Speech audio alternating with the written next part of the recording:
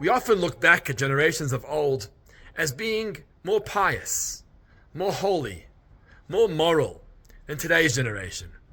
Our generation today has often been described as irreverent, irresponsible, maybe even immoral. The Talmud actually had a phrase that it uses for the generation prior to the Messianic era, to the arrival of Mashiach, which is perfect for our generation.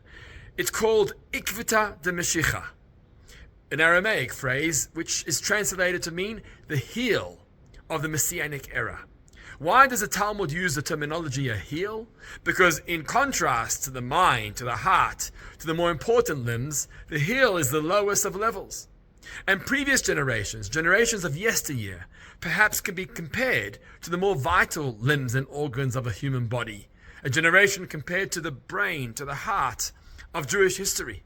But the generation prior to the Messianic era, our generation, is compared to the heel, the lowest of low. Why is that going to be the generation to bring in Mashiach's arrival?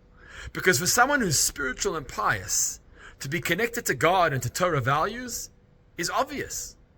But when a generation that's compared to a heel manages to find its way back to Torah values, although it's challenging, to morality, although it's challenging, to spirituality, although we live in a generation that's so physical and material, that is the greatest accomplishment, and they deserve great things in the Messianic era.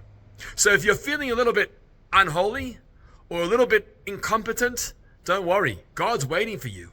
He's waiting for you to take a move, to take a step, to embrace Torah values and Torah tradition despite the challenge. And when we do that as the heel of Jewish history, we will then bring in Mashiach, the Messianic era, and beautiful things for our generation and for all of Jewish history. Shabbat Shalom.